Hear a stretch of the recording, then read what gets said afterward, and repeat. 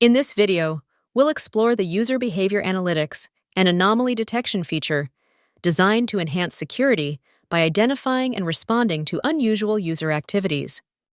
To begin, the Kron PAM administrator navigates to the Threat Analytics menu and opens the Severity Configurations tab.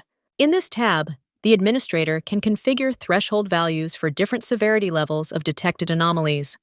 Additionally, the administrator can configure automatic actions to respond to detected threats. These actions include logging, terminating active sessions, locking the user account to prevent further activity until the issue is resolved.